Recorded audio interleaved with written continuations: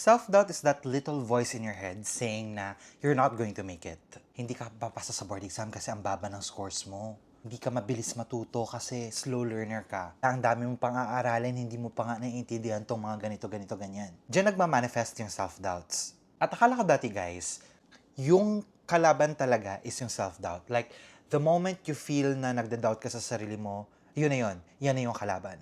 But it turns out, as I go deeper, as I understand it better, na-realize ko that self-doubt is actually just a symptom of a deeper problem. Yes, ang self-doubt ay sintomas lamang ng mas malalim pa na problema. And in this video, I am going to talk about the 3 main deeper problems at bakit nagmamanifest yung self-doubt at tuturuan din kita kung paano siya ma-overcome. So let's do this. Hi, if you're new here, my name is Nurse Resty. I help nurses pass the board exam. If you like that, please subscribe. Number 1 deeper problem. Pasensya ka na sa sasabihin ko ha, that you're not doing enough. The reason is, maraming estudyante yung grabe yung self-doubts nila. Kasi guys, they prioritize more scrolling sa Facebook, scrolling sa TikTok, sa social media, rather than opening their books and actually studying. Mas marami pa silang time mag-scroll, then mag-panic and mag-overthink kaysa sa gumawa ng actions towards preparation for the board exam. Guys, when I was reviewing for the board exam, I was actually working sa COVID facility. Nag-review ako for 6 months, starting from 8 a.m. to 6 p.m. Tapos sa gabi, additional 3 hours pa to review everything that I learned that day. Kasi guys, alam ko sa sarili ko na sa 6 hours na yon, hindi ako doon nakakatutok talaga lahat kasi may work, may iniisip ako, gutom ako, kung saan na napupunta yung isip ko, ganito, ganyan. So, aminado talaga ako na hindi ako natututo within 6 hours. So, kailangan ko ng supplemental. And I did that for 6 months. I worked hard every day for 6 months. 8 hours, 9 hours, 10 hours of studying. So, wala na akong time to panic or to be sad or to overthink kasi nga, ang dami kong tambak na mga questionnaires, ang dami kong tambak na videos, books na kailangan basahin for me to feel prepared for the board exam. 'Di ba? So, the reason is nagda-doubt ka ngayon, it's because maybe you're not doing enough. Mas marami ka pang scroll, mas marami ka pang overthink kaysa sa action. 'Di ba? So that's the first thing you need to address. You need to fix that in order for you to feel na okay ka and satisfied ka. And remember guys, during the board exam proper, naalala ko talaga to, the only time I was at peace is because alam ko sa sarili ko that I did my best with the time I'm given, with the opportunities I'm given. At ginamit ko siya ng tama and I feel so satisfied.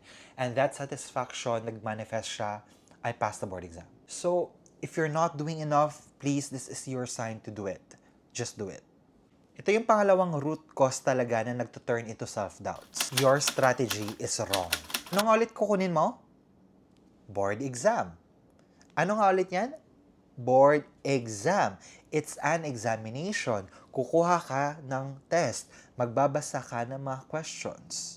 That's why maraming mga student nurses and students in general, they feel unprepared. They feel na, oh my God, kulang talaga yung mga inaaral ko, kuya, ganito, ganyan.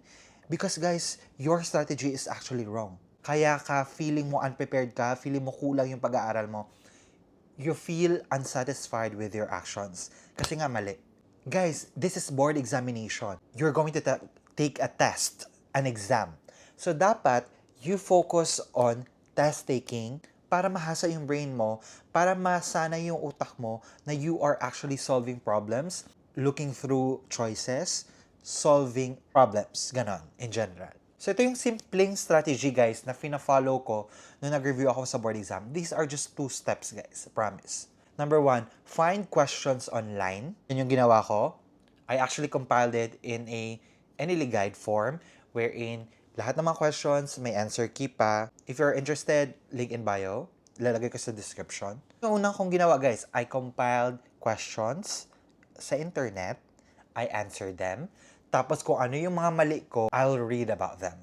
Okay? So it's actually, first is question, then study.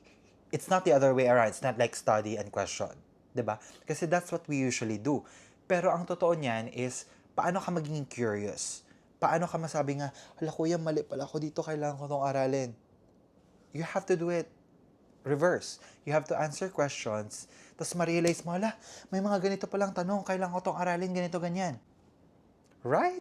Make it a simple strategy, guys. You have to answer questions every day. Every day yan. At kung ano yung mga mali mo, study them. Para ma-realize mo na, okay, hindi ko pala gets yung mga antidepressants. Ito pala yun. Mas maganda mag-aral, guys, kapag ganun yung mindset mo. Kasi, you have a goal na na, wait, hindi ko to pala alam ha, iaaralin ko to ngayon. 'Di ba? So, your strategy is actually correct if ganon. You have to answer questions and then study them para to supplement it. 'Di ba? So, learn that. You have to focus on the right strategy. At pangatlo, pinaka-importante sa lahat, the reason bakit sobrang lakas pa rin ng self-doubt mo is you want your self-doubt to go away. Ha? Anong pinagsasabi mo, kuya? Siyempre, self-doubt to ayoko niyan. Wait. Listen, guys. Akala ko dati, when I keep showing up, when I keep doing the right things, when I keep doing test taking and study, and super productive ko talaga everyday kahit may work ako. Akala ko talaga dati na eventually mawawala lang siya. And yes, umalis yung self-doubts. Pero as I go over and over, bumabalik siya. And I start to freak out. Nagsasabi ko, bumabalik yung mga self-doubts ko. Ibig ba sabihin may mali sa ginagawa ko, ganito, ganyan? Wala ba akong failure ba ako? Wala ba akong progress, ganito, ganyan? No, calm down. Guys, you have to remember that self-doubts, they always come and go. Kasi tao tayo, guys, we have emotions. We have days na hindi tayo feel prepared, hindi natin nakikita yung progress natin, hindi natin nakikita yung ebidensya na gumagawa tayo ng tama, hindi natin na-appreciate yung mga bagay na ginagawa natin. And that is normal. And that is a very normal human behavior. So, instead of saying na dapat kuya mawala na talaga yung self-doubts ko sa buong mundo, dapat wala na siya. No, that's not going to happen because you're a human being. You will expect doubts to creep in every stage of your life. Hindi lang sa nursing school, kahit outside nursing school, marami ka pa ring doubts na mai-encounter. So, bakit kaya tayo nagda-doubts palagi? Kasi we keep on believing na kaya nating like zero doubts forever and ever. Kaya kapag ganon, we tend to have more doubts. Alam mo yon, the more we resist, persists. Every time you feel some self-doubts, every time you feel na parang hindi ako yata makapasa kasi ganito, ganyan. Pero, alam mo naman sa sarili mo na you keep doing the job, may evidence ka, every day you show up, every day you study, you find ways to learn, hindi ka procrastinator, lagi kang nanonood ng mga videos, and you are very proactive with your studies, there is no reason for you to dwell on the self-doubt. Okay? Kasi nga may mga evidence ka eh. Unless wala kang ebidensya, then that self-doubt is actually a gift. It's a reminder na, oy, hindi ka nag-aaral, anong gusto mong retaker? 'Di ba? So, ganun guys. If you keep doing the job, tapos meron ka pa rin self-doubt sa sarili mo, just accept them. Just let it in. Like, okay, self-doubts, naiintindihan kita, dito ka ngayon, I'm doing my best. Alam ko hindi ako sanay mag-aral dati, but I keep doing my best. And now, I'm doing it. I'm doing it for a week, for a month, for days. Okay, I'm doing it. May evidence ako, ito, ginagawa ko siya everyday. Stop lying to yourself. Stop fighting away self-doubt kasi hindi mawawala yan. As human beings, we are going to experience doubts. But then again, if it happens at may ginagawa ka naman, there's no reason for it to be ganun ka big deal. Okay? So learn to love it, learn to accept it na okay, dito ka self-doubts, you just keep on reminding me to do my work. Okay, ginagawa ko siya. And nagpapahinga ako ngayon kasi pagod ako, but I will study later. Alam mo yun, learn to talk back, guys. Kasi kapag may ginagawa ka naman, there's no reason to be dramatic like that, to overthink. And I know paulit-ulit na ako dito, guys. Anyway, that's all, guys. You have to remember again to summarize all, of these, self-doubts is just a symptom. Hindi siya yung tunay na problema.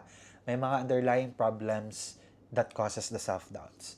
And you have to remember that to take the action, do the things consistently, everyday man yan. Keep on improving and improving and improving. And kapag bibisitahin ka ulit ni self-doubts, just accept it. Okay? And that's it, nurses and board exam takers. Maraming salamat for your time. Thank you for being here. I hope may natutunan ka today. If you have any questions or comments, leave them below, okay? See you in my next videos.